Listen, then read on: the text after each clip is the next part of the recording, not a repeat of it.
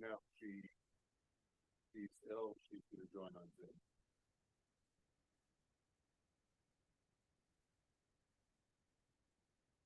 Katie, at 6:30, I'm going to start the webinar.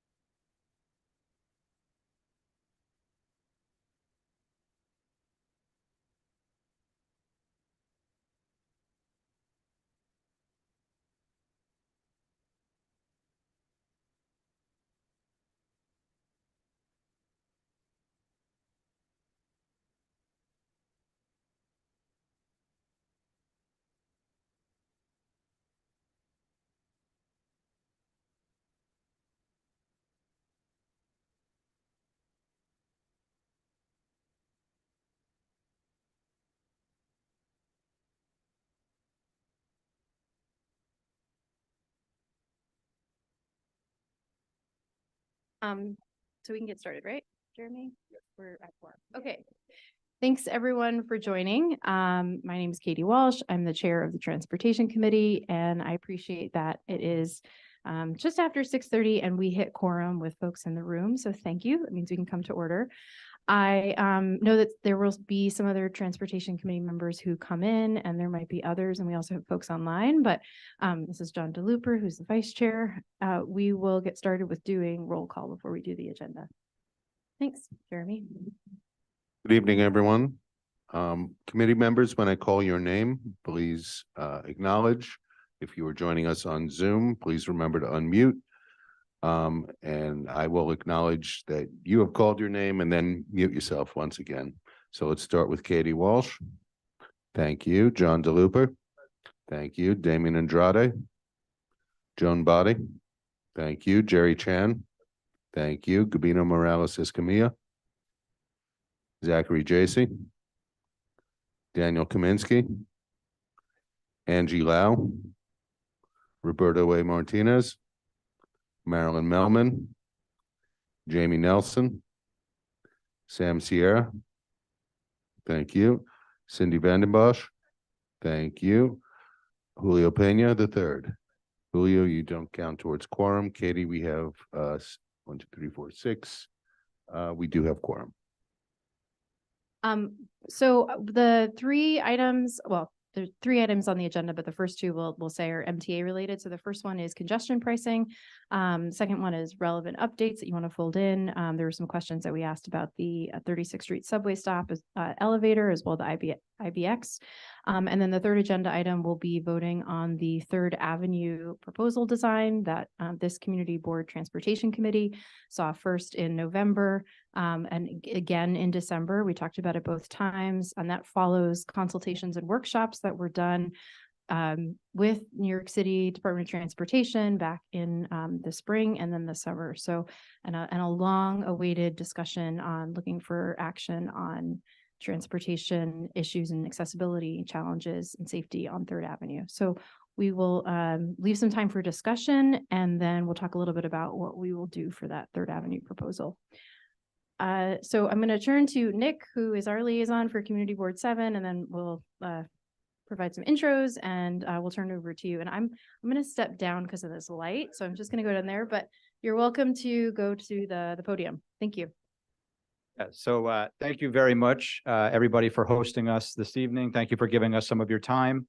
My name is Nick Rollison. I'm the Assistant Director of Government and Community Relations for MTA New York City Transit. I like to say that I am your first stop on anything MTA related. So please feel free to call, email me, talk to me during the meeting about any questions, comments, or concerns of anything that you have regarding the MTA.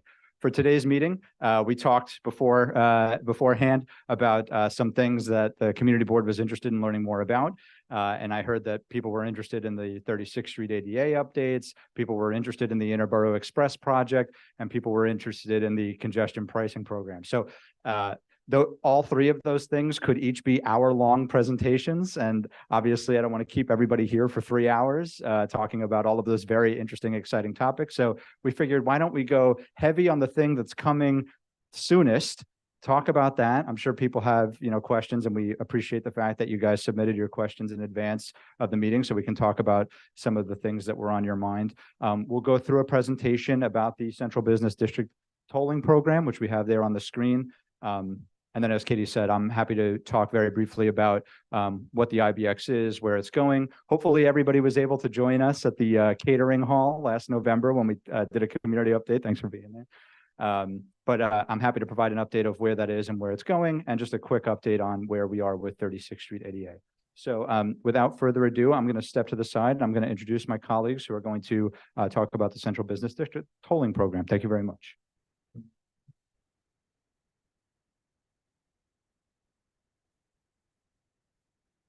Hello, thank you so much for having us here tonight. My name is Julia Kite-Laidlaw, and I'm the Senior Director for Stakeholder Participation and Strategy for the Central Business Tolling Program, also known a bit more simply as congestion pricing. And we have a short presentation today about the basics of congestion pricing, what it's all about, where we are in the process. And then as the community board submitted some questions to us, I will try to answer them to the best of my ability. And then also we will give our contact information. So if you have any further questions, you can get in touch and we'll do our best to answer your questions.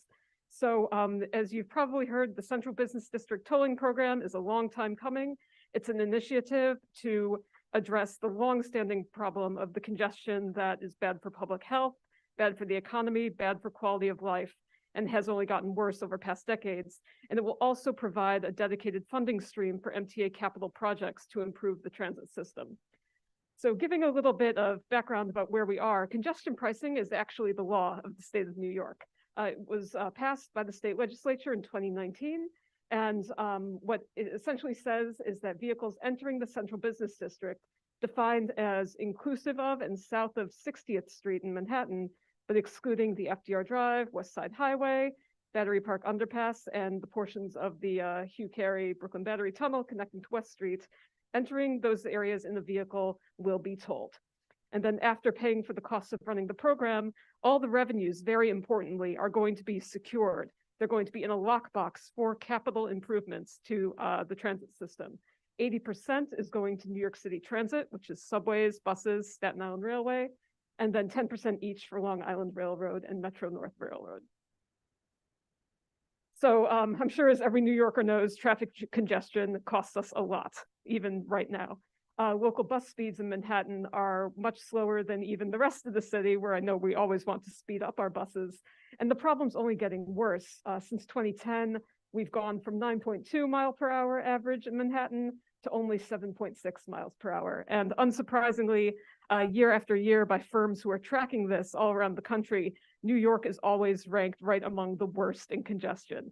You can estimate for the average New Yorker, you're losing about 102 hours of your life a year just sitting in traffic. And this has knock-on effects in lost productivity, just a poorer quality of life. We all know about the problems of air pollution.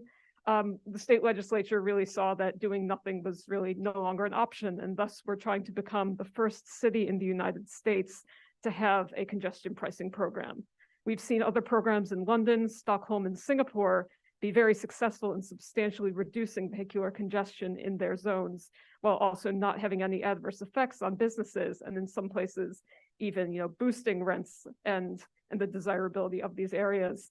And with the amount of research and planning that's gone into this, we're confident that New York City too can have a successful rollout. So what are the benefits of the project? Well, obviously, reducing congestion is the big one right there in the name. But we also think that the traffic is not only going to be reduced within that zone in the CBD, but also in areas surrounding Lower Manhattan as well. And the fewer vehicle trips we see are going to improve regional air quality, again, not just in the zone, but in New York City in general and in a wider region of Metro New York too. It'll be easier for people to move around within the Manhattan Central Business District. And that's not just people who remain in cars or people in buses, but also think about things like emergency vehicles, ambulances. We've all seen that nightmare scenario of the ambulance caught in Midtown traffic and been grateful it wasn't us. So we're looking forward to being able to speed up these journeys that are still essential by vehicle by removing excess traffic. And then, of course, providing the additional funds for subway, train, and buses will allow us at the MTA to run more reliable service, more convenient service, and to make transit a more desirable alternative to taking a private car. So I want to give people a little sense of the scale and of the time frame. So of course, this law was passed in 2019. We all know what happened very shortly after in 2020, which has delayed some of the operations here. But essentially, since 2021, we've been doing a robust program of public outreach alongside the research and the studies that we've been required to do by the federal government. And a document you may have heard of, the Environmental Assessment, or the EA, is this several thousand-page long behemoth available on our website, divided into thematic chapters, so you don't have to dig through several thousand pages. But this looks at a variety of topics that the Federal Highway Administration required us to study before giving us approval in order to go forward with this. So after our first environmental assessment, the first draft was released in 2022, we then underwent a public review and comment process in which we received about 22,000 individual comments, about 55,000 form letters. We held, prior to all this, about 19 early outreach meetings. We held 6 public hearings with over 500 speakers. It was really a very, very comprehensive, probably the biggest public outreach effort we've done in MTA history. And following this, we went and we did some further study, further revisions, and released the final environmental assessment in May of last year. And following yet another public comment period where people could weigh in on the final document, the Federal Highway Administration issued something called a Finding of No Significant Impact, very catchy acronym FONSI, which essentially said that with all the mitigation that we'd studied, the program is expected to have no adverse effect on the human or the natural environment. And that's on all the topic areas that you can see in the EA on our website.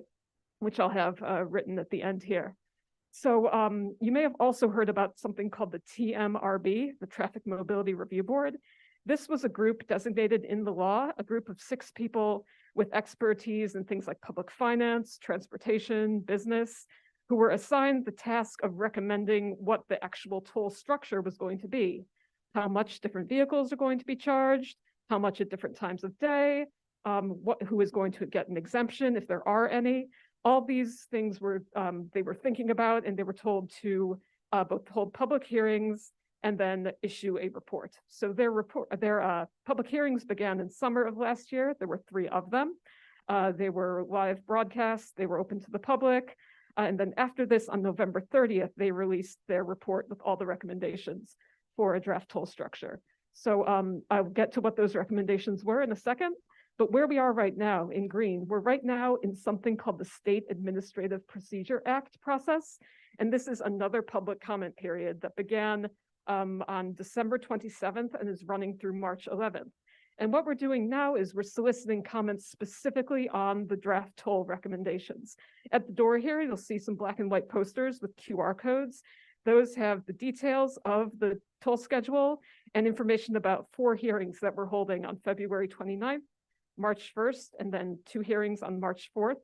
We're holding hybrid hearings, so you can either come to MTA headquarters in Lower Manhattan or go on Zoom. And we'll have about, I believe it's 240 minutes of public comments at each hearing, and we would love to hear feedback on this schedule. We also have public comment where you can write in by email, on a web form, come in by telephone, or even send us a fax or snail mail if you like with your thoughts, and we'll be collecting all this until March 11th to submit to our board. And then we're going to be doing more public education campaigns about what you should do to sign up to get the Easy Pass, which is how the toll should be paid, different just basic information leading up into how tolling is scheduled to begin in late spring. So what you've really come for, the proposed toll rates. The full details are available at this URL if you want to copy it down, or if you want to scan one of the QR codes. But the bottom line is that the big number to remember is $15. This is the proposed toll for passenger vehicles. So it doesn't matter if it's a sedan or an SUV, small vans, pickup trucks, even if they have commercial plates, those passenger type vehicles will be tolled $15, a maximum of once per day. Motorcycles will be tolled half that at $7.50, again, limited to 1 toll per day. Trucks, small trucks will be $24 peak period. Large trucks will be peak period toll $36. And these large tour buses also, again, $36. Those are uncapped. Those are for every entry. And the tolls are charged only for entry. And if you've been following this for a long time, you may have heard people saying the toll will be for entering or remaining, meaning you'd be tolled upon leaving. That is no longer proposed. The toll is only proposed to be taking place when you enter the zone. So keep in mind also, these are peak rates proposed using your Easy Pass. For using a type of payment toll by mail, they would be in general about 50% higher. But we're hoping to be removing a lot of barriers to people who may not yet have an Easy Pass. So we want everyone to be using Easy Pass. Next slide. Then to get into some more details, we're also, what the TMRB also recommended is that there's a partial credit given on the tunnel crossing tolls that go directly into the CBD. So this would be a fraction of the tunnel toll that you paid would count against what you were paying to enter the CBD.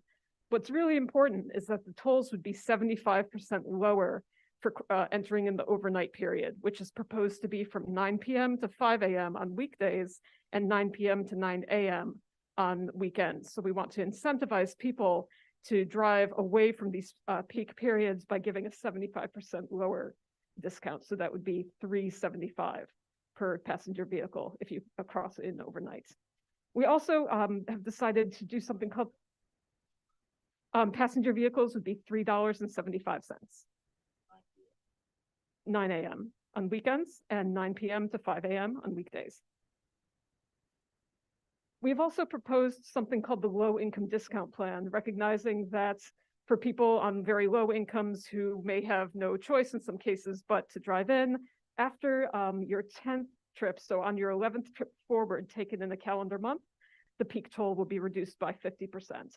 And this is for people whose whose state adjusted gross income is $50,000 or less, or who are in receipt of certain benefits like WIC, SNAP, or temporary assistance for needy families. So what the TMRB also recommended was that the exemptions to the toll be extremely limited. And their reasoning for this was part of the law that established congestion pricing also established that it must raise a certain amount of revenue to be bonded against for these MTA capital improvements. So it is very much a zero-sum game.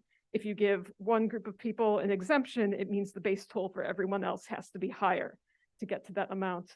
So with this in mind, the law does say that exemptions must be given to qualifying authorized emergency vehicles like ambulances and qualifying vehicles transporting people with disabilities.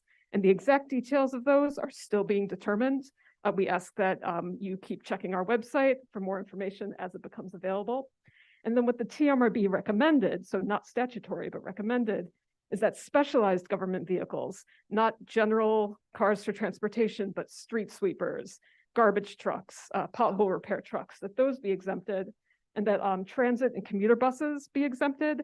And then also I know of interest in CB7, TLC licensed commuter vans, they also recommended should receive an exemption.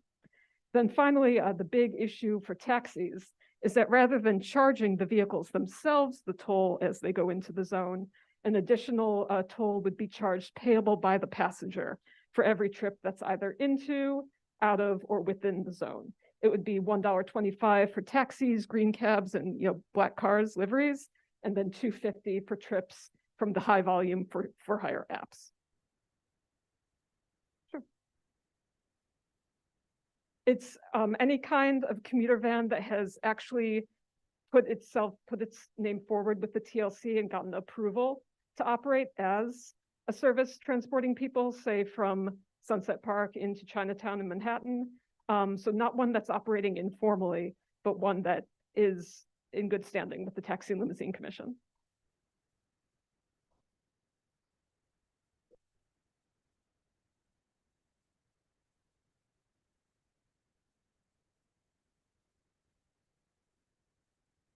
I can't speak to any specific organization standing with the TLC. They would have to make sure that everything's in order from their side. The exemption will only apply to TLC licensed organizations. So if they are not yet licensed, they should contact the TLC and look into that. Yeah. Okay, so going in a little bit more about the measures that we're taking to ensure that this does not overly burden low-income drivers. As I mentioned, there's the low-income discount plan for a certain income or certain benefit receipts. But then also in order to ensure that people can sign up for an Easy Pass without any kind of burden, we're going to be eliminating the $10 tag deposit fee if you don't have a credit card backup. We're also going to be doing a lot of promotion of things like pay per trip or cash payments and existing discounts so that people don't feel like just because maybe they don't have the credit card or the bank account backing it, that they can't get an Easy Pass and thus would have to pay a higher toll. We're also at MTA going to be doing a lot of outreach for our existing transit fare discounts. We have reduced fare Metro cards available for older New Yorkers, people with disabilities, or people with low incomes. So there's going to be a lot more promotion of that. We want people to use subway. We want people to use transit. And if they're eligible for a discount, we want them to have it. Next, please.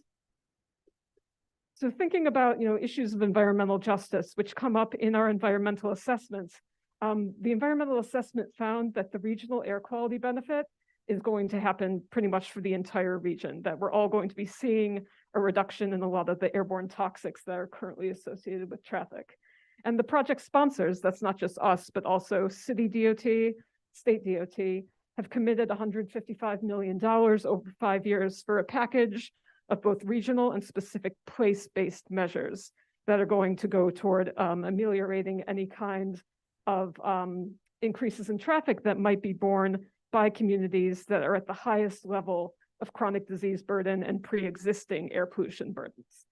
Those specific locations have not yet been finalized. A lot of it depends on what the final toll structure is, and that will not be voted on by the board of the MTA until end of March. but that will determine exactly where those things go. And those are things like improvements to green spaces and parks, installation of air filtration systems at schools, the establishment of a new asthma care program, as well as some other mitigation measures which are more regional in scope. And that'll be on the next slide. So these measures are meant to benefit really all of New York City and neighboring counties. And one of them is that deeply discounted overnight toll, $3.75 instead of $15. By getting a bit of a shift to more traffic happening in the overnights, this eliminates traffic diversions that might increase traffic in certain neighborhoods. We're also going to be expanding, mainly through City DOT, the New York City Clean Trucks program, which electrifies a lot of those diesel burning, very heavily polluting trucks. And this is of special importance in Hunts Point up in the Bronx. The DOT is also going to be facilitating the expansion of something they're calling their off-hours delivery program to help businesses take deliveries outside their usual peak hours, which right now contributes a lot to things like double parking that come along with congestion. So this is all part of a $155 million package. So as I said, we're still taking on feedback. This has been a huge, we know that this is one of the biggest transportation projects that most of us will see in our lifetime, and we want to hear from everybody. So right now, here are the details of the hearings. They're also on the black and white sheets. Each hearing is going to be about 4 hours long. If you want to speak, sign up will open 1 week in advance. So you can't sign up right now, but make a note that 1 week in advance, that's when you can start to register. Also, if you want to submit a comment on the draft toll amounts and the toll structure for the record, you can write to this email address right here. And then always come and visit our website for updates. There's also a link to our web form to comment there. And I just want to emphasize that the comments right now are specifically on the proposed toll. It's not really up for debate whether congestion pricing is happening, because as I mentioned, it's a state law. But we want to hear from people what they think about the draft toll structure itself. And then finally, if you want to contact me with any questions that I might not get to in the list of what the community board members submitted, you can reach me specifically at this address, and I'm happy to help however I can. So thank you very much.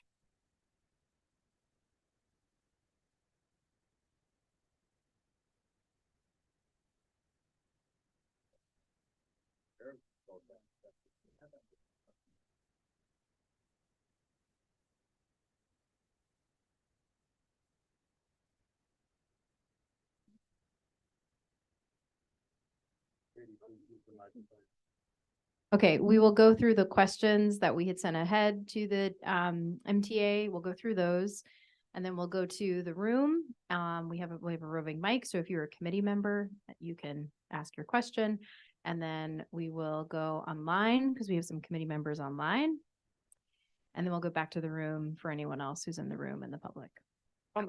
I do have a hard stop at 7:30, but anything we get after that, I'm happy to take over email. Oh, I hope that yes, I hope we're okay. So, do you want to go through those questions? Or yes, great. So what we heard from the community board is, did MTA study traffic impacts to CB7 and the neighborhoods there?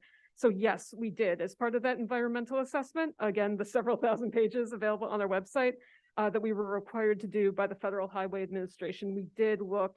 What we did was we modeled several different theoretical tolling scenarios and then studied their impact not only here in New York City, but across this 28 county region spanning well into New Jersey and into Connecticut. So for our highway analysis there, we found that of all the highways in the region, there were 3 segments that were found to have potential adverse impacts from a toll from these theoretical scenarios. But however, none of these locations was in Sunset Park and none of them was actually in Brooklyn. And then likewise for an intersection analysis, we found 4 intersections that were found to have the potential for adverse effects, but again, none of them were even in Brooklyn. So that was what is all included in the relevant sections of our report that if you want to read in depth, you can find on our website. And then another question we got was, what about people who are commuting using the BQE parking here on the street and then kind of turning it into a park and ride in Windsor Terrace or Sunset Park? So we're glad that you asked about that, because a big part of what we're doing is a lot of data collection and a lot of monitoring. So we are going to be monitoring the impacts of the program, and not just vehicular miles traveled, not just air quality, but also parking is one of the things we've committed to do. And by law, actually, New York City DOT, I don't want to speak for them too much here, but they are required to do an on-street parking study, and they will be competing that. I think they're doing some data collection before everything begins, and then the rest of it is going to be at different times after tolling. So again, if any of this data shows something that is of concern, we'll be able to know, and we'll be able to share it on our website too, because we want to use open data really to the best extent that we can. Another question we got was, will there be congestion zone discounts, especially for people whose jobs require them to drive in and out many times in one day? So as I mentioned, passenger vehicles will be told no more than once daily. Even if they have commercial plates, if you've got like a small van for your business, like a plumbing business or electrician, you'll only be told once per day. Same thing with motorcycles, but trucks and buses will be told every time they enter. There's no real cap on them. I mean, the point of the program is being to reduce congestion, so we don't really want to be working against that.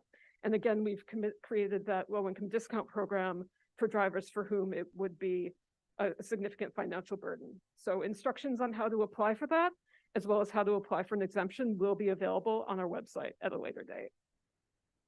We also were asked, will there be any MTA incentives or service increases planned to help people avoid driving into the zone? So of course, we're always striving to improve service. And this past August, we actually increased the frequency of N service to improve the trips for, I think, about 180,000 people.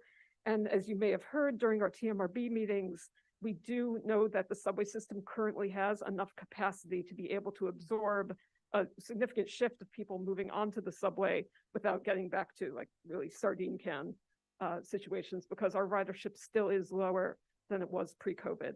And then later this year, I think around July, we're going to be introducing some more frequent service on the D train, which we know is very important for this neighborhood. And I believe some frequency improvements are coming soon too. They were maybe a little bit delayed due to construction elsewhere on the line, but they're coming. I think also in addition to the D, the B, J, M, 3, and 5 are also going to be seeing improvements in service coming in July. And then I also want to mention that MTA and City DOT have been coordinating on getting bike share and e-scooter share at key transit hubs on MTA-owned property. So here in Sunset Park, I know you've got City Bike now going down 4th Avenue, connecting to the subway. And this past December, 99% of our subway stations had bike racks within 100 feet of the entrances. And we know this is important because things like bikes and scooters can kind of fill that last mile and make people more likely to take transit and encourage them to ride. But to be completely honest, our 120-year-old subway system really does have significant investment needs. And the revenues from congestion pricing are what's required to really tackle some of them, like improvements to the signaling system, which are a big cause of delays. So we recently published what we call a 20-year needs assessment, and that outlines, a path toward a really resilient, modern, and reliable system that we think will be more safe, more efficient. And the revenues from congestion pricing are just so necessary to make these big capital investments. So if you're interested in that, if you go to future.mta.info, you can see how we're kind of planning for the far future. And then we were asked, did the MTA study environmental impact in Sunset Park? So yes, again, that was a big part of our environmental assessment. Sunset Park was included in analysis of regional transportation, highways, transit, pedestrians and bicycles, environmental justice, social and economic conditions, and air quality as well. So it was part of our very intensive look into all these traffic models and what they might show for the future. We were following something called the National Environmental Policy Act, which is federal guidelines for pretty much everything you can imagine coming out of this for potential environmental impacts. And we did this worst case scenario model, and there were no exceedances of the national standards for air quality. And the Federal Highway Administration had to review our environmental assessment and really approve it before they could give us the go-ahead to start installing the infrastructure that's going to be associated with collecting the toll. They would not have given us that finding of significant impact if it had shown that there were going to be detrimental consequences to the environment. They would have told us to go do more studies. They would have told us to change the program in some way. but they found that there would be no detrimental effects there. So that's why they gave us the go-ahead. And then finally, we got a question about in Sunset Park, the Chinese community has a commuter van that goes back and forth to Manhattan Chinatown, especially used by seniors and people not comfortable on the subway. So like I said, the draft toll schedule says that if you're a TLC licensed commuter van, you will be exempt from that toll. But I am not a representative of TLC, that's a city agency. So those agencies running the vans will need to make sure that they're in good standing before they go. Great, thank you. Might be follow-ups to those questions, but we will, we have a roving mic. If you are thanks, Julio. If you are a committee member and you have a question, you can put your hand up. Any transportation committee members with their hand up? Okay, are you gonna help out and do the good? Yeah, okay. Thanks, Julio, chairperson. Oh, So my name is Gabino Morales. I am a member of the Transportation Committee.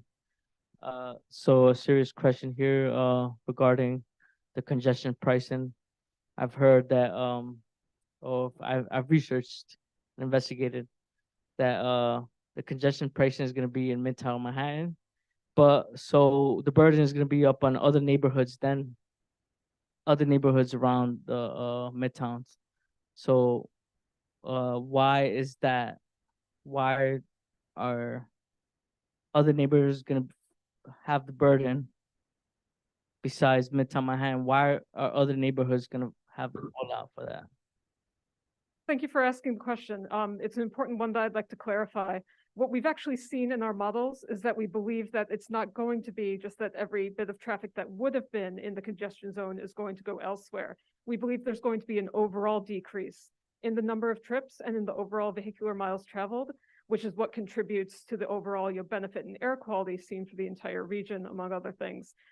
We know that if people have a reason to go into the central business district where it's tolled, we anticipate, and what we saw from the modeling is that most of those trips are going to shift onto transit. And again, we do know from some people from the neighboring areas just outside the CBD, they are concerned about the park and ride issue. So that's why DOT is going to be doing that study. And it's going to be something that we're tracking very closely.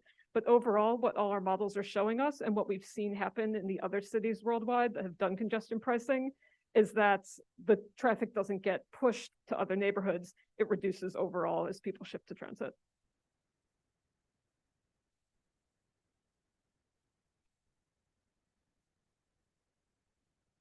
First of all, thank you for being here, everyone. I know you guys just delivering the message, so I'm not attacking you guys.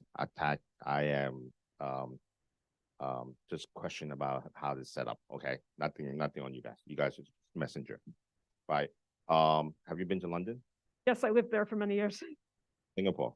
I have not, but I'd love to go. I hear it's really lovely. Singapore and London's a little bit different. Congestion pricing. I've been there, right? Singapore is the only limited license or you could run on the road, right? And it's a little bit different. So when the MTA keeps saying that they're using other city, right, as an example, never work. I'll give you an example. Joan, probably you remember this when they built the Verrazano Bridge back into the day, right? Right. They told us that the money that used to collect toll will go back to the community. Did it happen? No. Right. Is this going to happen? Temporary. Is this money that we are collecting, we as in the congestion pricing, collecting, really going to go back to the neighborhood? Right. We don't know. I'm just, you might not know the answer to. But the question I really want to ask is the environmental impact. Right. Why I say all those, right? Because agency like to use example how stuff is set up previously. Never worked for New York City. Just like example, during the pandemic, they try to duplicate other cities' COVID plan and test and trace plan for New York City. Never worked. Just like FEMA during Hurricane Sandy, when they suggested that they should build up just like Louisiana, didn't work because when they realized that all the houses in New York City is connected, right, it don't work. So what I want to say is that we really did a study environmental impact in this neighborhood. We have the highway going back and forth. I hear one of you guys used to live here for many years, right? So this highway, you know how many asthma, right, that we have along this highway? The children being impacted. People are smart enough, right? Again, I'm not attacking you guys. Please take this back, right? People are smart enough to drive to the closest subway station, right, and park their car and go to the city. From here, Sunset Park, I could take the N train to the city less than 15 minutes. Okay, so what that costs, right? Truck traffic, more pollution, right? So I looked at the environmental impact. I didn't read 1,000 pages, right? I looked at the air quality and stuff, right? I don't think we actually did a study in this area, right? To saying that, oh, it's not going to impact Sunset Park. We have trucks here. There's nonstop coming from Staten Island, which come from New Jersey. So you had a few questions in there. I'll try to answer the best of my ability. So speaking to the differences like with London or Singapore, we're not doing the exact same model that they are doing. We have had some people ask us, so why aren't you doing what London does and exempt everyone who lives in the zone? Well, to that we say that London also does some other things differently in terms of how they toll and in terms of just the ways that they manage their traffic in general. So it's going to be a New York style program specifically tailored for New York. And that's why the people who are on that traffic mobility review board were people with specialist knowledge of the New York transportation, business, et cetera, landscape. So we're definitely learning from those other cities, but we're not copying them wholesale because we know that New York is definitely special and it's not just us New Yorkers who think that.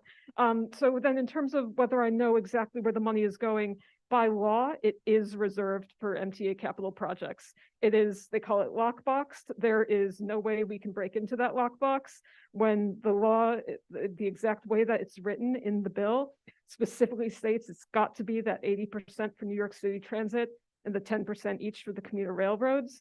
That is not discretionary. It's right there in law. And it's not changing in that regard unless something happens to amend later. But as it's written right now, definitely completely ring fenced for MTA capital. And capital especially, that's an important thing. It's not going to pay my salary. It's not going for, you know, nicer toilet paper in the bathrooms. It's for building that hard infrastructure, improving those making those buses electric, improving those subway signals, all the things that are desperately needed. And then in terms of, you had the question about the air quality that we've done. So as part of the environmental assessment, there were certain thresholds that we could not exceed in any of the models, and none of those thresholds were ever exceeded, those national standards through any of the worst case scenario models we did. And we do believe that from that assessment, that all the levels of major pollutants that we see right now coming from transportation are going to fall across pretty much not only Brooklyn, but the entire New York City region. Things like sulfur dioxide, carbon dioxide, lead, you know, really terrible things, PM 2.5, those tiny particles, they're all forecast to be dropping. Thank you. Hi, good evening. My name is Sam, a Transportation Committee member. You mentioned money and lockbox. That's a good segue for my question. It's a hell of a lot of cars that are going to be paying a toll up when it comes to congestion prices. I wanted to know, is there an estimate regarding the projected yearly numbers that this program is going to provide the MTA? We do Thank have you. estimates of traffic dropping. No, I meant the dollar figure. Well, What is the dollar figure? What's the revenue that this is going to generate 1 year from when it commences? well, what we're required to do by law is to raise enough to bond against for 15 billion. So it's not, I have to admit, I'm not really an expert on bond finance, but that is specifically what the law says. So that's kind of the number they're thinking of when they're thinking, you know, if you exempt some have to pay more, things like that. So we're going to move to questions by committee members virtually, and Jeremy is going to help with that.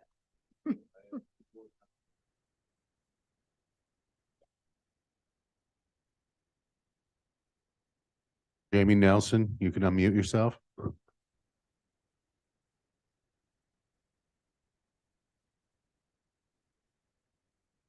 Jamie, we can't hear you.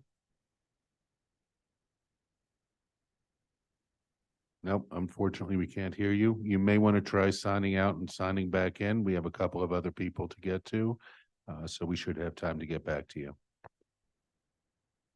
Should I go to the other board member? Jeremy Kaplan, Yes, can you hear me? loud and clear. Great, thanks. Sorry I couldn't be there in person. So I have two questions actually. One is around the possibility still for the Uber, Lyft car services. Is there a possibility to have actually the companies themselves pay, at least half of that instead of pushing it on to the consumer?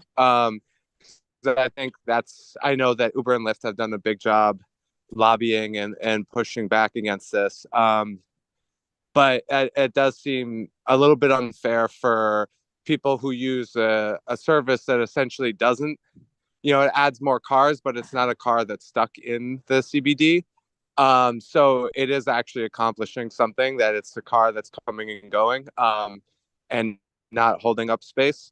But and then also I wanted to ask a question about how is it going to be decided where the money is going to be spent? I think for Sunset Park especially, and we're looking at the IBX possibly coming on board. Is there a possibility that this funding could actually be used to expedite or make sure that the IBX actually happens in a reasonable time, considering how, relatively affordable the IBX is, like I think $4 or $5 billion compared to almost the same amount just for a 3 train station extension for the 2nd Avenue line to 125th Street. So I'm curious, because I think for us in Sunset Park, it's going to be, the IBX can be a great transit addition, and the congestion pricing money could help to actually make that a reality pretty quickly. But what are the considerations that the MTA is going to take about using this money towards major capital projects like the IBX? Thank you for Thanks. your question. Thank you. So with regard to your first questions about the for-hire vehicles, the high volume for-hire vehicle services, right now, the only proposal is that there is that individual ride toll paid by the customer. And the reason we're doing that is in large part because every vehicle, we feel, regardless of how long it's in the zone, if it goes in, it is contributing to congestion. We also know that there are certain considerations about environmental justice regarding the drivers of the high volume for hire vehicle services, and it would have represented a very, very significant burden on an environmental justice community to have them shouldering the entire burden themselves. Right now, I do not know of any proposals that would shift the payment of the toll to a corporation rather than to the customer. Right now, the only proposal that was made and that is being put forward in this draft toll schedule is for payment by the customer. With the second question regarding the projects here, it's actually specifically the MTA's 2020 to 2024 capital plan, and then all subsequent capital plans, which really lay forward what kind of projects are going to be here. The capital plans are on our websites. They span all boroughs, all forms of transit that the MTA covers. So it's more kind of for the immediate future. You'll see what we have planned there. IBX, I know my colleague is going to be speaking more in the future, but as we know, that is a bit further in the future right now. So is something that, perhaps for the future, we can see how it works out. But right now, it's the projects that are in our current capital plan.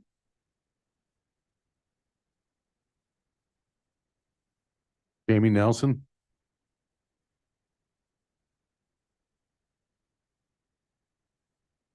See if I can now. Can you hear me now? Hear you.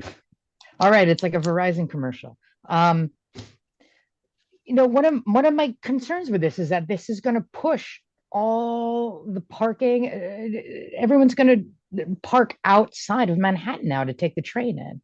I mean, right now I think the New York Times reported in October of 2023 that there's already 2.2 million personal cars registered in New York City. and that actually New York City drivers spend an average of 107 hours a year looking for parking spots, that it adds up to, I believe, around $2,200 a year in wasted time and fuel rather, and in particular emissions per driver. And so I'm really curious as to how the MTA is going to deal with what is inevitably going to be folks parking in the outer boroughs, particularly in Sunset Park, because we are home to so many express trains.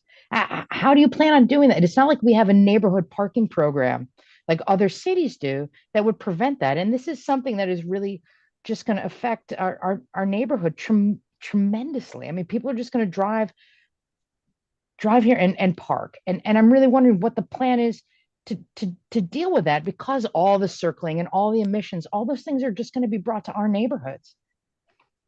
So this is a concern that we've heard from several neighborhoods, and that's why we've committed and why the New York City DOT is required by law to be studying parking both before and after congestion pricing goes into effect. I can't speak for New York City DOT specifically, but they are planning to first collect data to have their baseline for on-street parking before congestion pricing goes live.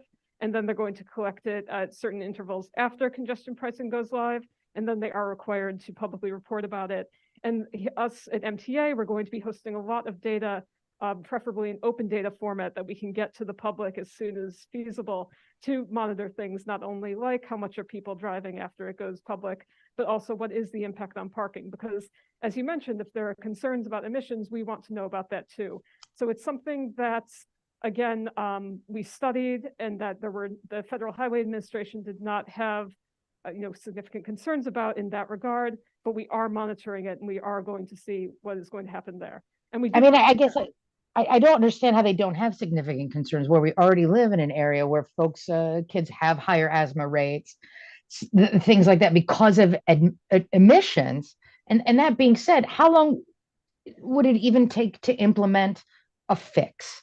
Because it seems as if no one is even talking about, if this is a potential problem, how they are going to remedy it, because it's inevitable. And I feel like there's no forward thinking. We're just the city's just going to sit on their hands for, honestly, by the time this gets implemented, if there is a fix, it's going to be 5 to 10 years. So has there been any brainstorming to really try to get ahead of what the problem is? Well, we think that in part, what a big part of the problem is that more people would use transit if it was more convenient for them, if it was more reliable, if it seemed like more of a feasible choice.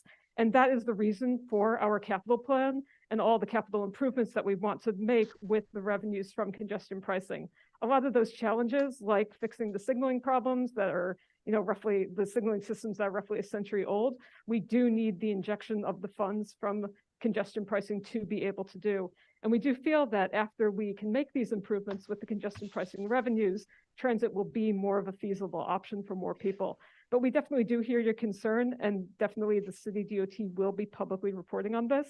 And the congestion pricing structure is not necessarily never subject to change. If there are unintended consequences, if there are things that neither we nor the federal government expected that end up coming to pass, there can be changes made to the program. And I'm sorry, I don't mean to harp on this because I know other people have questions. And while you feel that would, it's going to be an improvement, how long until the subway service is essentially improved? You're going to wait for 2 years of congestion pricing funding in order to then fix the MTA. And by then, there'll be 2 years of people parking in our neighborhoods. And then we're going to be on an even further delay. I don't see how all the scenarios have been planned for, except for a rainfall trickle down effect. So essentially, I guess my question is, when do you expect the improvements from the MTA to even be scheduled or to start happening?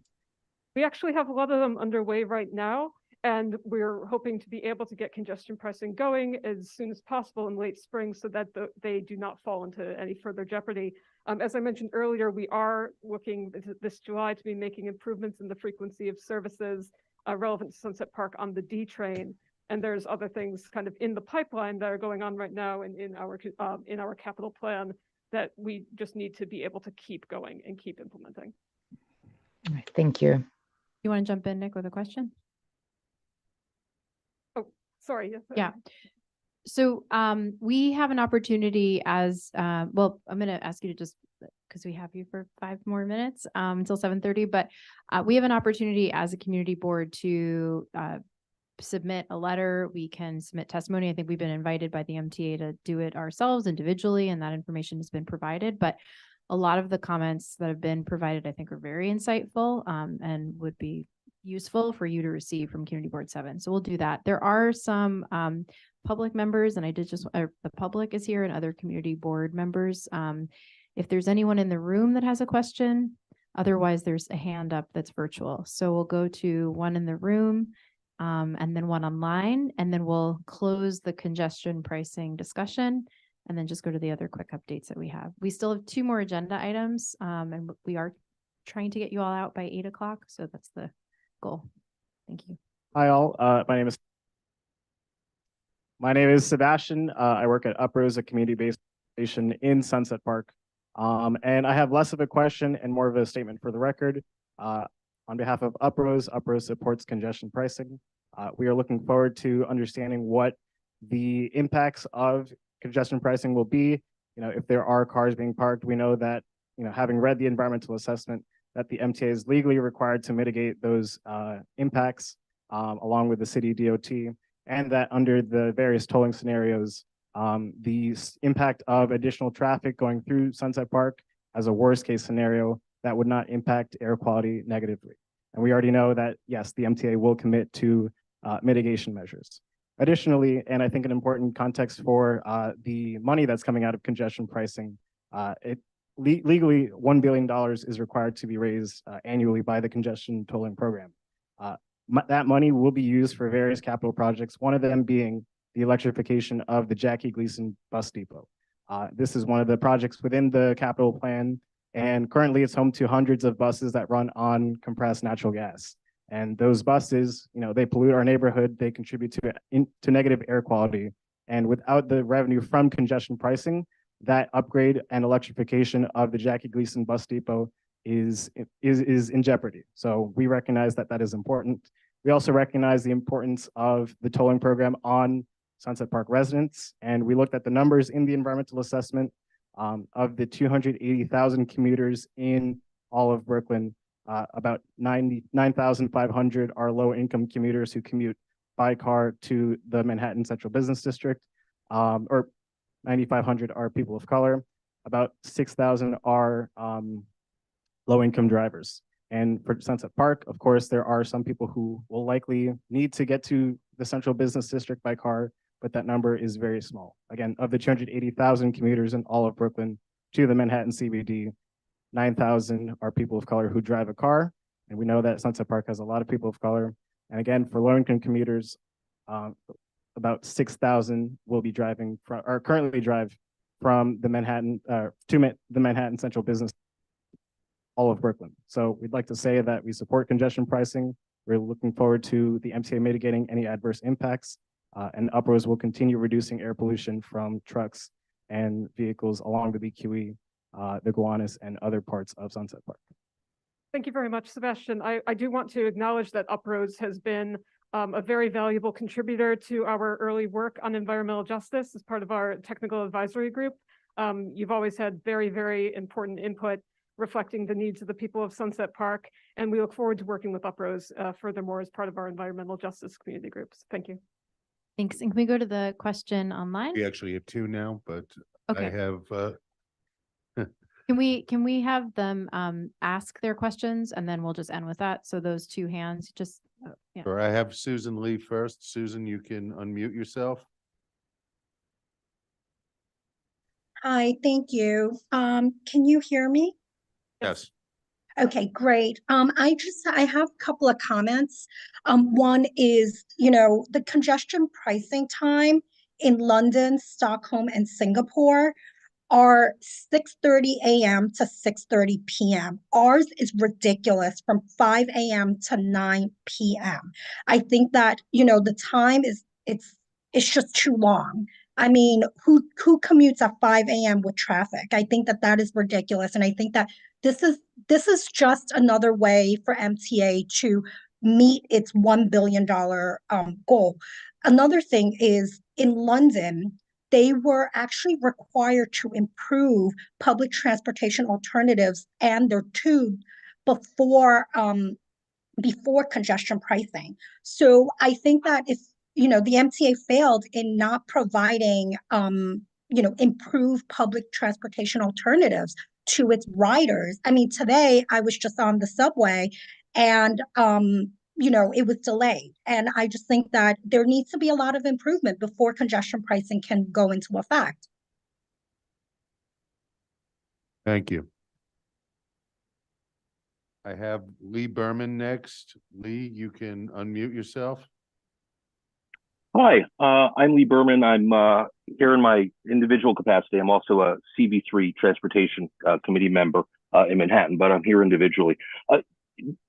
Sebastian in your audience just mentioned a couple of moments ago about one of the great benefits, according to him, of electrifying the Jackie Gleason bus depot and its effect on local residents. The MTA's own environmental study shows that the environmental justice area in Manhattan between the Brooklyn Bridge and East 10th Street will actually see anywhere from 5 to 25% more pollution with congestion pricing. And yet the MTA says, well, mitigation, it's $150 million over 5 years, and maybe you'll get an asthma program. Lee, do you have a question? Lee, do you have a question that you want to pose? And if you can identify if you work in this community or just your relationship to Sunset Park. Yes, I'm in the community along that 3rd Avenue twice a week at least. Okay, if you can frame it as a question, and just so we can move on. The question is, when the MTA says that this will bring positive environmental impact to the community, how do you justify exposing an environmental justice community on the other side of the river to even more harmful pollutants so that the Jackie Gleason bus depot will get electrified? Okay, why are you sacrificing Manhattan residents? Thank you. Thank you so much. Okay, we'll end with that question. I just want to jump in and thank my colleagues here who gave a wonderful presentation. Thank you very much. I know that they have a hard stop, so I think that they're going to step aside. But if anybody has any questions or concerns about the congestion pricing program, I'm going to stick around here and talk a little bit more about MTA related projects. I'm going to do this like lightning round style so that we can go quick, because I know we all got to get home, and I think we still have one more thing on the agenda. So I'm going to go through this really quick. But again, I want to thank my colleagues for coming out here today and giving this great presentation. Yes, let's give them a round of applause. Okay, so again, my name is Nick, and I am going to talk about everything else MTA related. And I was asked about the IBX and the ADA upgrades that we have coming to 36th Street. So as I said, I'm going to go through this super fast, but please do let me know if you have any comments, questions, or concerns. So the IBX, this is the Interborough Express. This is a 14-mile rail line that goes from 65th Street, Brooklyn Army Terminal, down through Brooklyn, through central Brooklyn, and then goes through East New York and goes up into Queens. So we are, if you haven't heard already, we are proposing to reactivate this line. The governor very graciously has been putting in all of her states of the state addresses so far, commitments in terms of funding and support for the program. So this is a high priority for us at the MTA to connect Brooklyn and Queens. We know that millions of people are looking for more connections between Brooklyn and Queens, and this is a great opportunity to do that. We were talking about what is the money from congestion pricing going for. It's going for things like this, where we can activate new rail lines to make sure that we're getting people where they want to go between Brooklyn and Queens. So that is where that is at right now. We just recently had a bunch of open houses along the right of way. We just did one in Sunset Park. I think that was on November 30th, if my memory is serving me correctly. We're going to, starting in the spring when the weather gets a little better, we're going to start doing on-street engagement along the right of way. So you may see us handing out flyers, or you may see us with clipboards, collecting feedback from the public about their thoughts of the Interborough Express. If you have any questions, comments, or concerns about the IBX, I would highly recommend that you go to our website. It's new.mta.com/IBX. I think I got that right, but you can just Google Interborough Express. And there we have an interactive map. And on that interactive map, you can literally just click anywhere on the right of way, and you can leave any comment you want. Where we are right now with the Interborough Express is that we are in the environmental impact statement, study period. So this is a 2-year, give or take, period where we are going to be studying all of the engineering aspects of it. The right of way is very long and goes through communities. We've heard a lot of concern. This goes through my backyard. This goes through a cemetery. We know all that. And the purpose of the environmental impact study period is to review all of that to make sure that we understand the engineering concerns. So that's going to be going on for the next several years, but we always encourage comment. We're going to keep doing more open houses, and we would love to hear from you on that.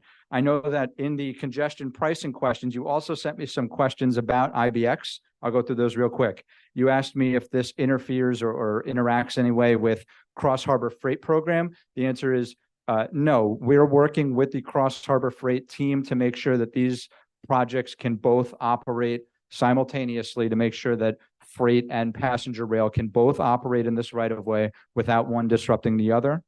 The other question you asked me was about the Buckeye pipeline. This goes for Buckeye and for many other things. The purpose of the environmental impact statement is that we are reviewing all of the infrastructure that is along the right of way.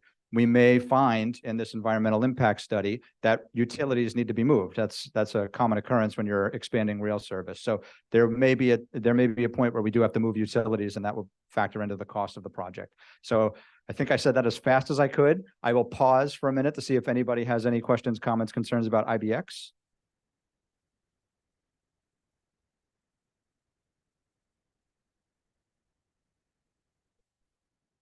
Well, you're also going to talk about Yeah. I'll do ADA when I'm done with this, unless you want me to keep going. Yeah, could do that. And I'm then we'll speed come back reading. with Yep.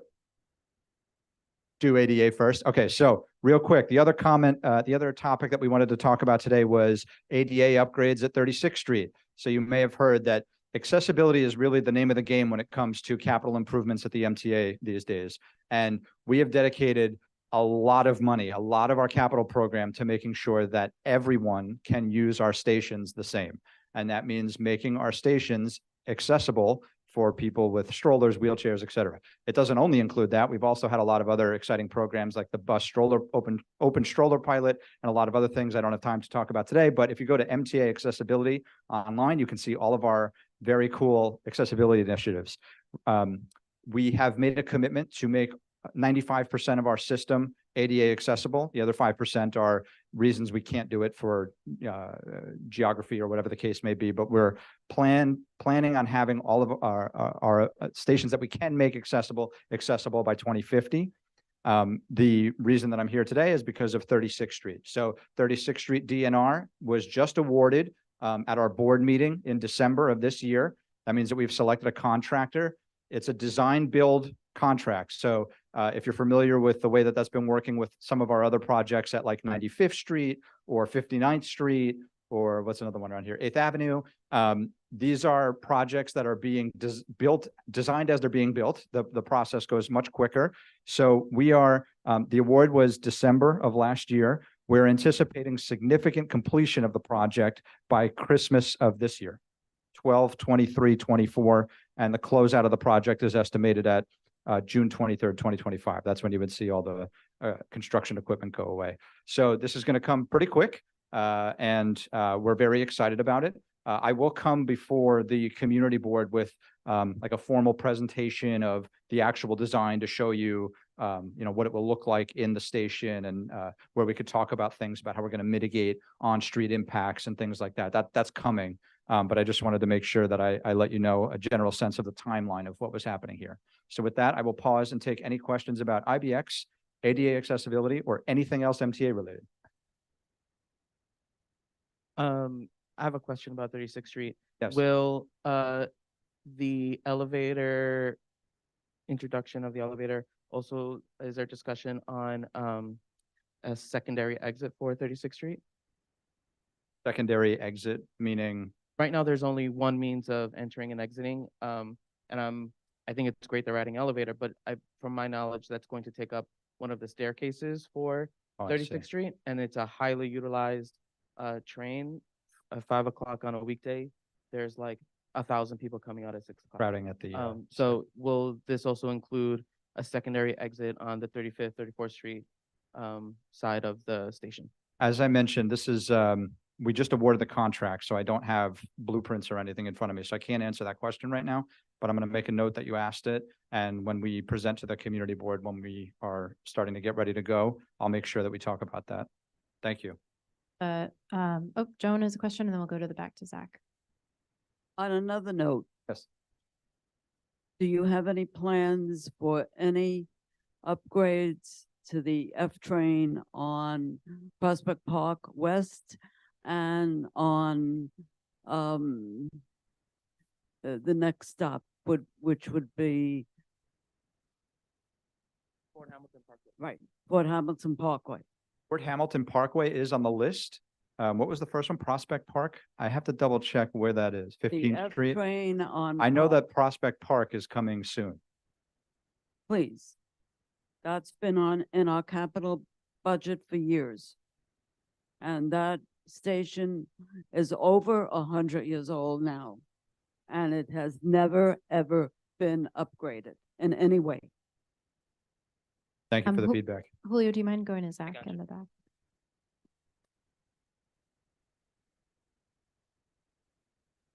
I'm just following. We asked additional exit on 36th Street, and there's actually there's an existing staircase at the infrastructure is there already. So this has been a request of this board for many years. And it would really be a great opportunity to do this. I hear you. Even without the elevator, it is so heavily trafficked. And okay. I hear you. Thank you. I hear you literally and figuratively. Other questions, anything MTA related? Yeah, and Nick, I just want to ask when the feedback is due for the IBX. I know you said that you got their interactive map. Do you have a timeline when you're waiting for board members of the public to send their feedback on that? No, there's no timeline right now. As I mentioned, we're in the environmental impact phase of the project. So comment is welcome throughout all of that. And as I mentioned, we're looking at a time frame of about 2 years on that. That's an imprecise, a general time frame. But even after the EIS is complete, we're still going to be coming to the public. Once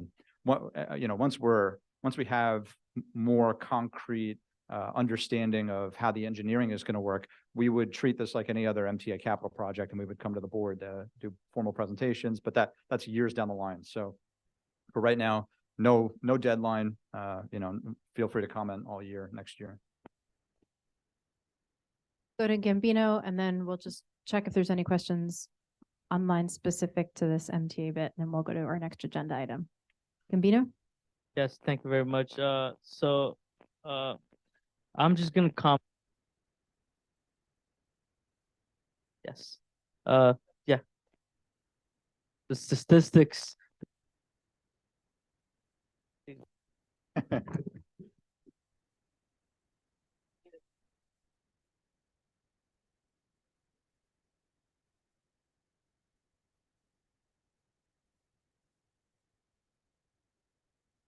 So the statistics for the neighborhoods for the IBX, I know that these neighborhoods are high crime rate neighborhoods and stuff like that. And they're gonna be connected to Sunset Park.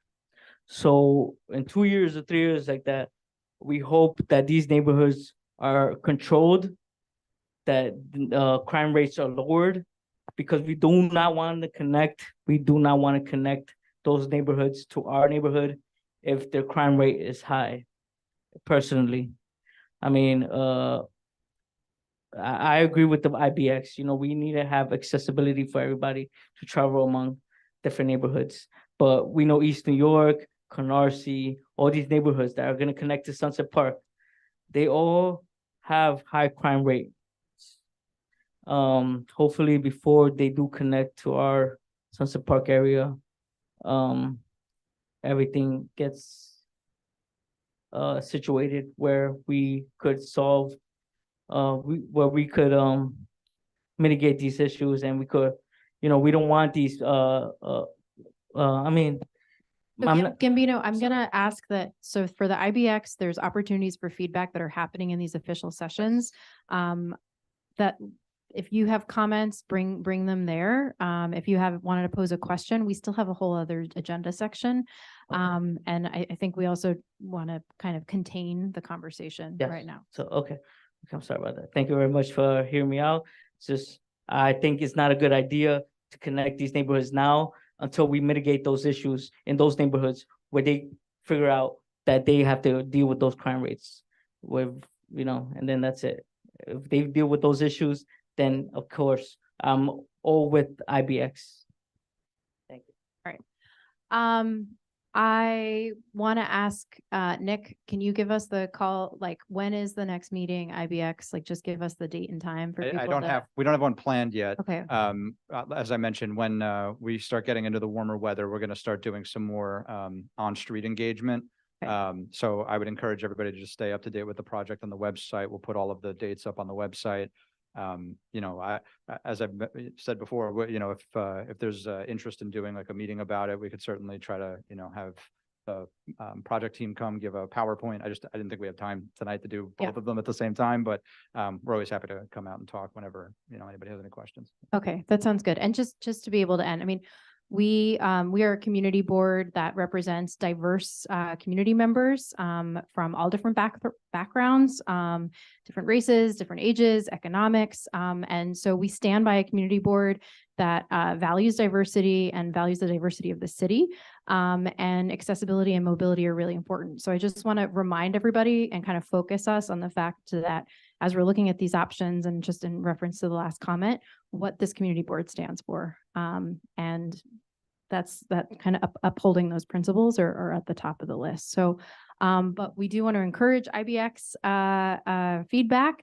And there's a time and a place for that, and we'll bring it, we'll share that back with everybody in the next meeting.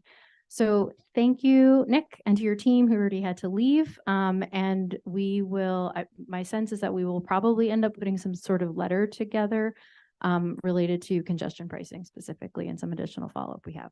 No problem. You can feel free to email me that and happy to continue to talk about it. Okay. Thanks, everybody. Thank you. Okay, so Jeremy is going to need a couple minutes to put something up. Okay, so we've got some slides that we're going to do, and we're going to, again, try and be thoughtful about people's time. Just checking online if we still have critical mass.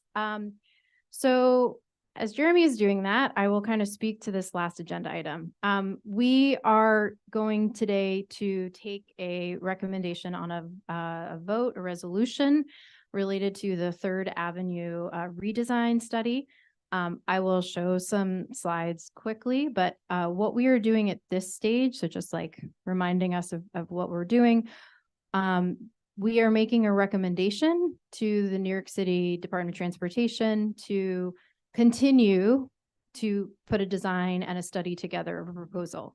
So we're at a stage where, as a transportation committee, as a community board, we have had a bunch of workshops, a bunch of design sessions, collected a lot of different feedback, and I can, again, remind everyone on timing and when we did that.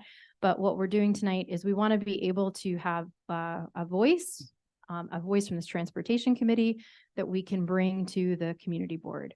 Now, we've had a discussion. We had the first presentation from DOT in November, then we had another conversation in December.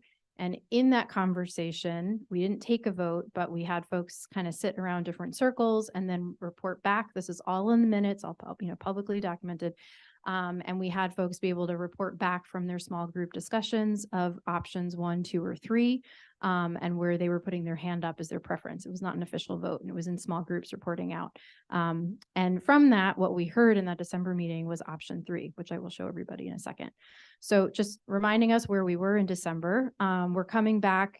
We did have a meeting last week with DOT where we asked a lot of additional questions. If you're in the transportation committee, we had sent out a note to invite you to look at the slides again and then be able to provide any questions.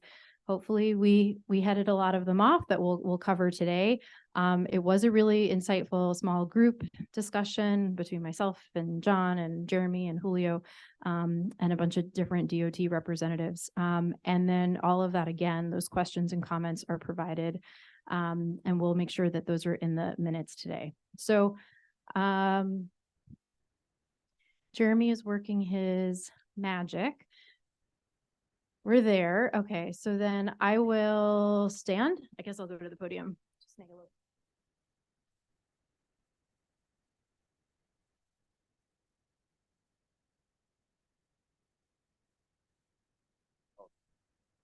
Is there any way to make it a little bit bigger? Okay, thank you.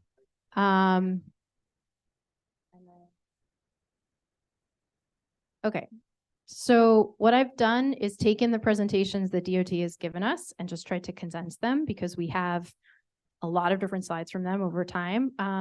And so for folks online and folks in the room, so just the Prospect Avenue to 62nd Street is the scope. And it's a little bit hard to see in the screen there, but this includes all of the different, the study area includes the subway stations, what schools are in the study area, and then also acknowledges the local truck route.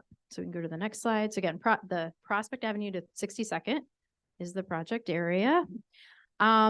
They have, DOT gave us this, the crash and injury data. I think it's very useful. I'm a very visual person, just to be able to see the bubbles, and the bubbles show you both the type and scale and intensity of injuries. And that's why you can see at 60th and 3rd how significant that is, because of in the time frame that they had covered the study, what the crash and injury data looks like. So we know this because we move along 3rd, we walk along 3rd, we know we've lost neighbors. I can count on my hand people that I know that have been injured or killed on 3rd Avenue, which is not a situation you want to be in. And so what we're trying to do, and what this community board has been on the record for years, is we are trying to make this accessible and safe. We're trying to make it accessible and safe for people on 3rd Avenue. So that's our job, and that's what we're trying to figure out right now. So if you are young, you're old, you're little, you're small, right? Like whatever your access is, that we're trying to make this safer on 3rd Avenue. So go to the next one. There were these workshops. Again, I really have to thank everyone because you did show up, and you showed up virtually and you showed up in person. So there were spring workshops. There were 2 in person and there was 1 virtual. And so that's where a lot of the feedback was collected. Go to the next one.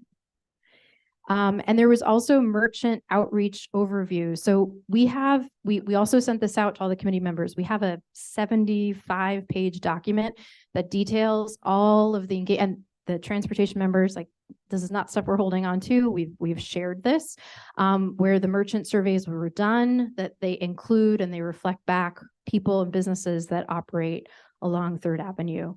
And so this is just a snapshot just to remind us that we have this. And the next slide shows us the, so with that engagement, these are the things, this is an aggregate. Again, this is a snapshot of what was told to us of 3rd Avenue issues and challenges. Not going to go through these because we know these, but just in terms of things that people are looking for.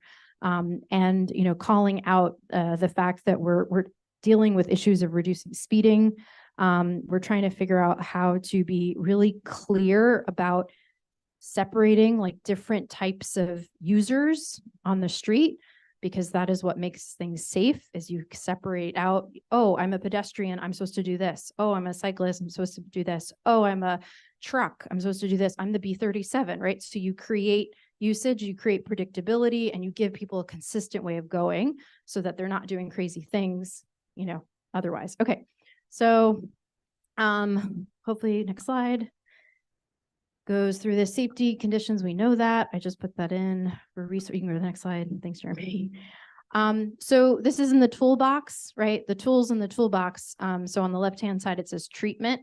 So again, when we look at what tools are in the toolbox, what are they and what are the ones that are accessible to us? I think the thing that I want to call out, because I've had to really appreciate this, is that What we're working on right now with Third Avenue is what can be done with existing tools in the toolbox, as opposed to capital spending and expenditures like big bucks, money that can be done. Now, that frame, that limit, that scope has been defined to us by Third Avenue. Doesn't mean that we just say, sounds good, that's great.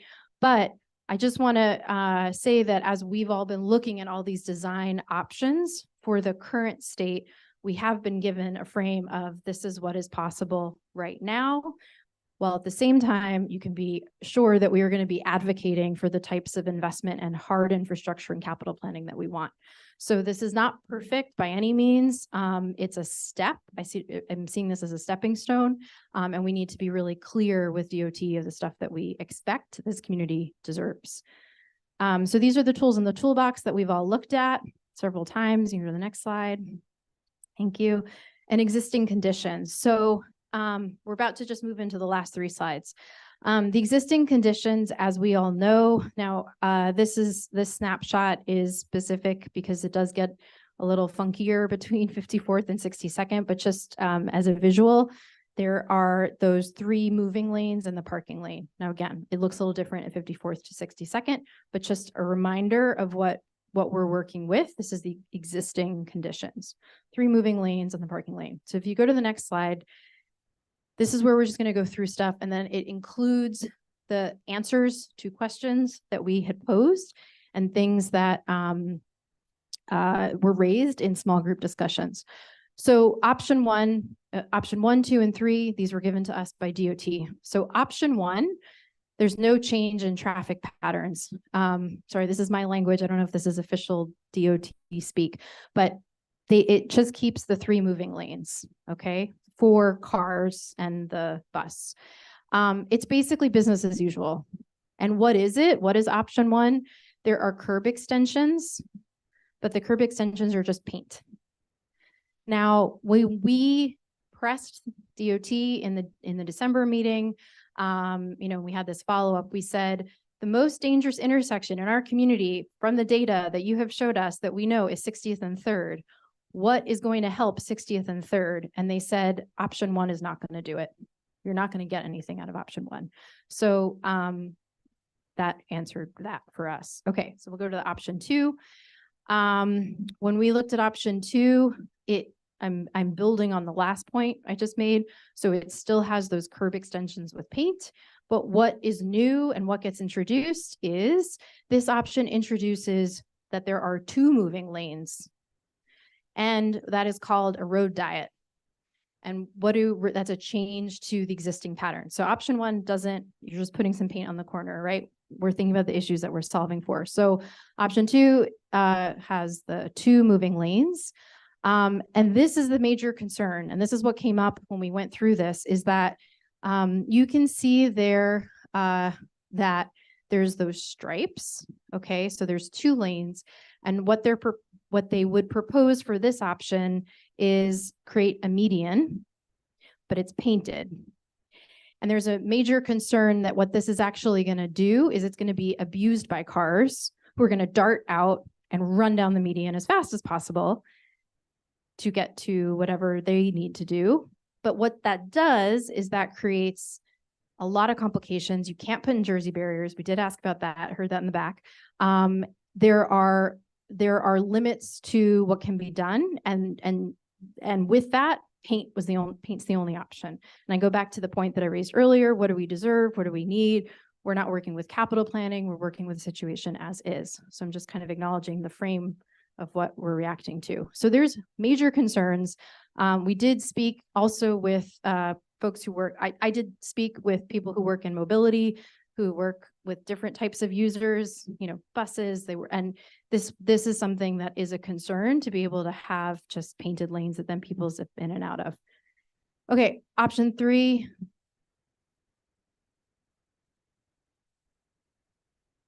Okay, option 3, I'm gonna go to the last one, which is builds on the last one, which is 2 moving lanes. So that's what we just talked about, that shows up there. And the difference is, that you have cars that are parked, and then you have the lane for cyclists.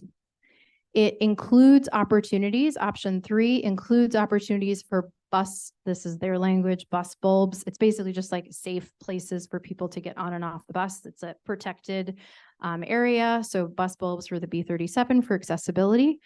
And this option tells everyone who's on third where they need to go. So if you're a pedestrian, or if you're in a car, if you're on the bus, or if you're on a bike, and it gives clear signals to everybody of where they're supposed to be. So I'm going to pause there. I'm going to say that remind us, we're not trying to do business as usual. We are trying to deal with accidents, safety, and pedestrian issues along 3rd Avenue. We have demanded DOT show up to this moment to do something. So option 1 is business as usual. And from there, we build on that for option 2 or option 3. I would suggest that we go ahead, and knowing how this community board committee had discussed this in December, and the fact that in small groups, folks had put their hands up for option 3, I would suggest that we move this towards a vote by unanimous consent for option 3 by the committee members. We can move to not doing it that way, but before we move to a vote by transportation committee members, I do want to ask John, who lives along 3rd Avenue, just to share his perspective, because he has a mixed household with age. And maybe the last thing that I will say with the mic, hogging the mic, I have had an evolution of thinking. So I have had to arrive at option 3 after talking to a lot of people and looking through the surveys, but I know that this community board will do the right thing. And I know that this transportation committee is trying to figure out how to protect the people in our neighborhood. And this is an opportunity to do that. And it's not going to be perfect, but I want to really just remind us of how we started this process several years ago, and the importance to make sure that we do the right thing. So I'll turn to John. Sure. Thank you, Kate. Whoa. Okay. So I've been paying attention to this with a lot of interest. You know, I do live between 2nd and 3rd Avenue. I cross every day. I cross at 60th Street, which is the most dangerous intersection. For that reason, I am extremely interested in this plan and doing the ones that can get us to the safest option. Now, it's tricky. None of the options that have been presented are perfect. There's problems with all of them, and we as a community board can provide our feedback. But I'll say that from my lived experience, I am supporting option number 3, and here's why. When my father-in-law is 80 years old, waits for the bus, you know, he waits for that 37. I know Nick is not here, so we can't harangue the MTA on that. Oh, yeah, there you are, Nick. Nick, the 80, the 37 doesn't come frequently enough. But so he has to be waiting, and, you know, he's waiting on the sidewalk, and, you know, there are already cyclists there, and the cyclists don't want to be with the tractor trailer trucks. So what do? They don't ride in traffic. They ride on the sidewalk. He's afraid he's going to get run over. I have small children. My daughter's 3. We take her a lot of times still in the I want to say coche, but the carriage. Yeah, the stroller. Yeah. So we do that. And, you know, there's fear then too, that, you know, the bicyclists are on the sidewalk and, you know, is she going to get hit? There's also still issues in the area with enforcement. You know, people are, you know, parking on the sidewalk, and, you know, the parking protected bike lane is a way to kind of keep separating out those uses to try to deter some of that. Now, nothing works perfectly, but in my experience, when I'm on 4th Avenue, I have less issues with worry about getting zinged by vehicles, by bicycles, mopeds, and all this. And for the bus boarders, when we're waiting for the bus, anyone in my family, all the stops in 3rd Avenue are always parked by double parking. So when you have the bus boarders, I've seen it in other parts of the city, they seem to work. They're not perfect, but they work. That said, I mean, personally, I would like to see, for the curb extensions, for the bus lanes, protection. I know that they said that we have limits to that, but I would definitely like to see boulders. MTA's mentioned a bus lane on Livingston Street where I see that they have like metal fences that can help with keeping the buses done. So I would like to see those kinds of things. So that's my opinion. Like I said, for those reasons, I do support those.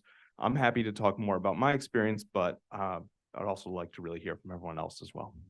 So can I just, Transportation Committee members, if people have questions, and then we can go from there to the vote. I guess this really isn't a question. It's more comments. It's going to improve the situation. My only objection is taking away a lane is just going to increase backup traffic. We see it. We see it on 4th Avenue. So I'm just at this point very confused. I want to react to that. So there's a lot of work that has been done on, it's called induced demand in terms of lanes.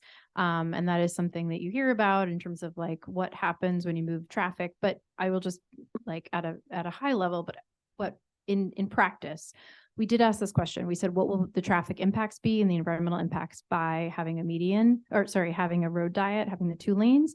And that would be the next step. DOT will look and read, do their thing and come back to the board and tell us that. Option 1 is do nothing.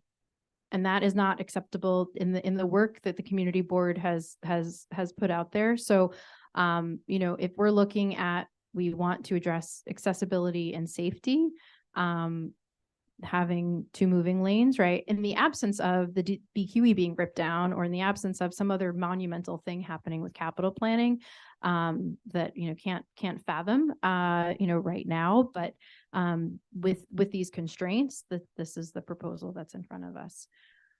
So we have a couple of other questions or comments, from committee members. So we'll go to Jerry and then Daniel, and I don't know if Zach had wanted to add something, as well.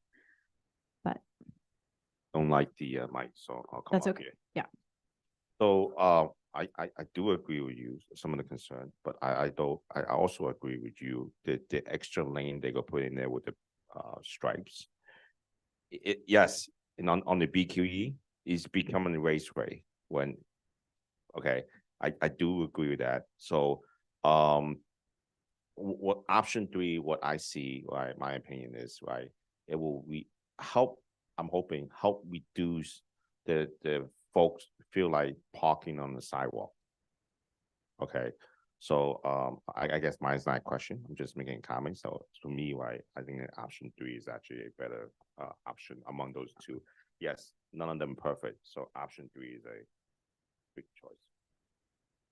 Thank you. And we'll go to Daniel, and then Zach, and then Cindy, and then Gambino. And then there might be some questions or comments online.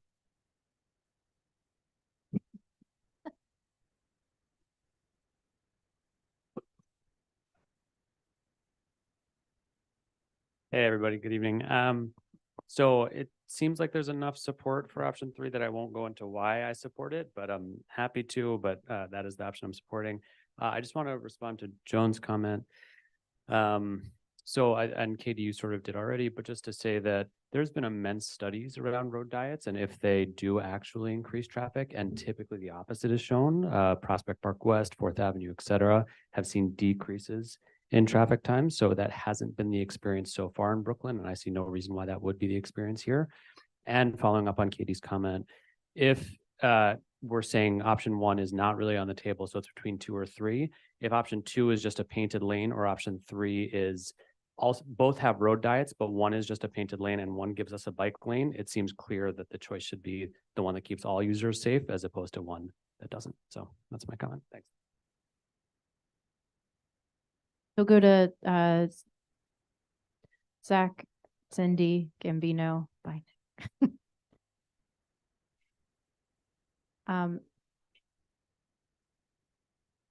Real quickly, just supporting option 3. And the people who are gonna try to speed down the median and are gonna be really disenchanted with this idea are the people who don't live in this neighborhood. And those people should be on the BQE, like we've said for a long time. And if this drives all that traffic that is on its way to Staten Island or on its way to New Jersey up to the BQE where it should be, then that's a win. Thank you, Zach.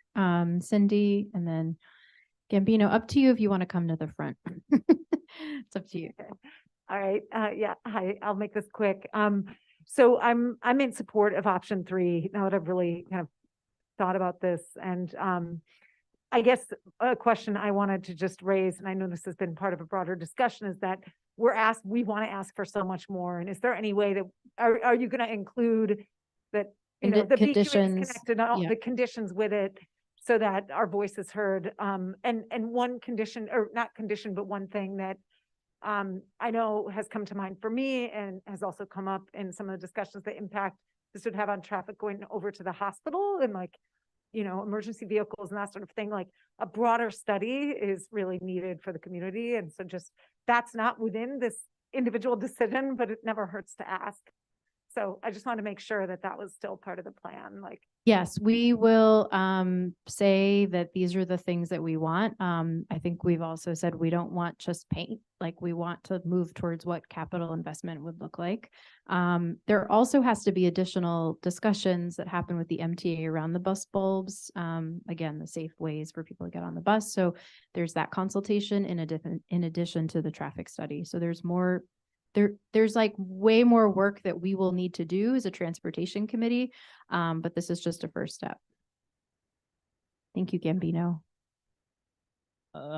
Okay, so this personally affects me. I live on 30th Street and between 3rd and 4th Avenue, but I always travel towards 3rd Avenue, all that underneath the highway, 4th Avenue, 5th Avenue. I'm always traveling around. One of the times I want to be testifying about that when I was going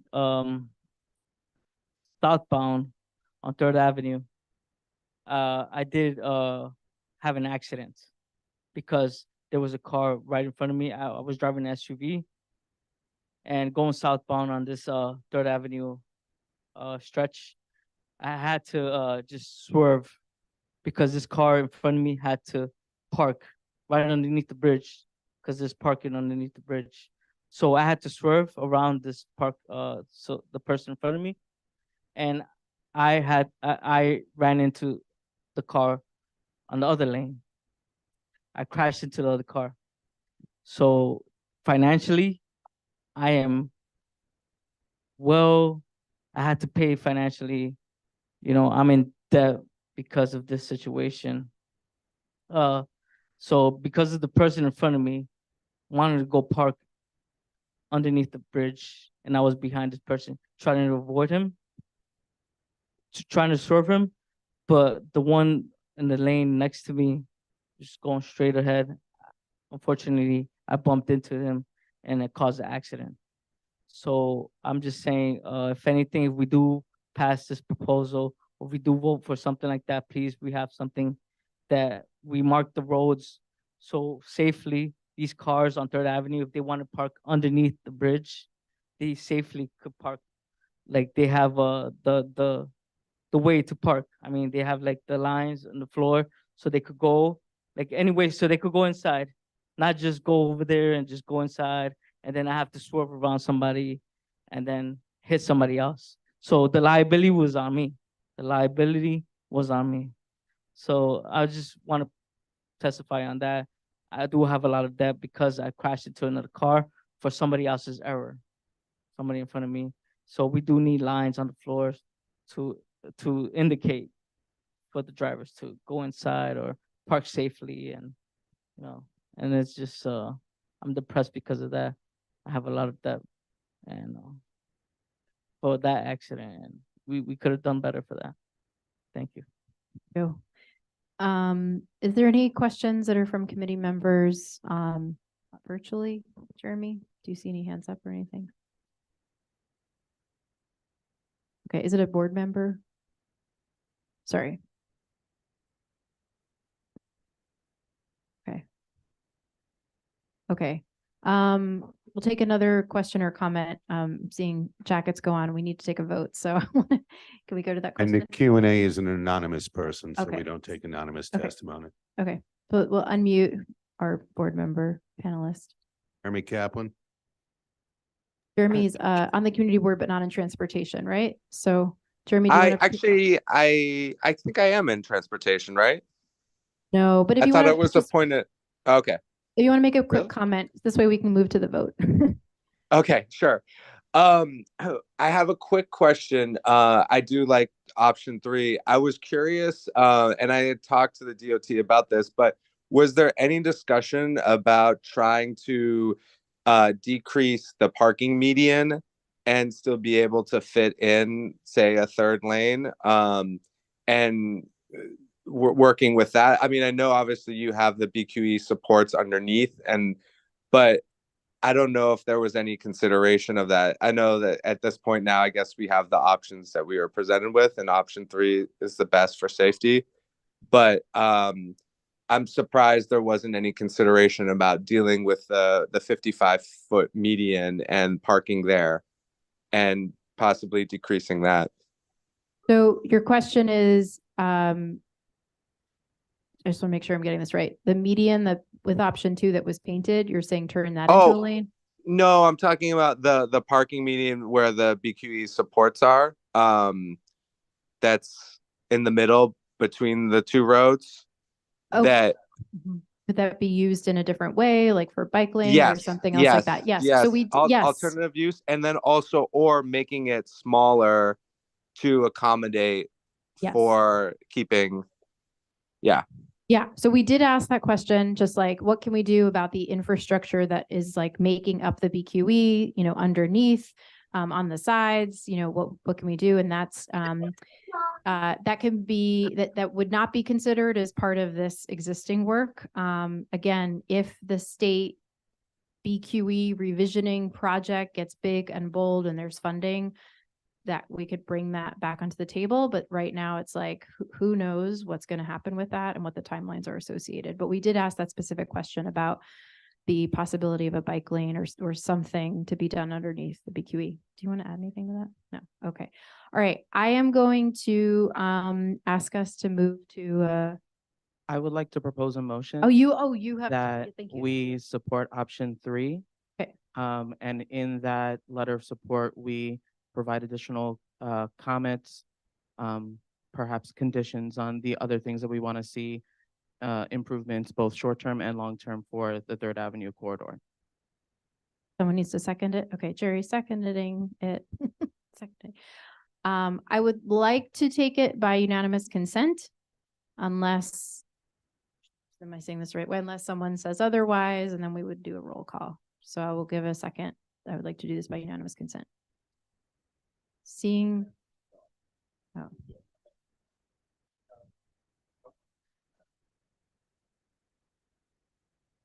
Seeing none, we will support option 3 with conditions that we will put together.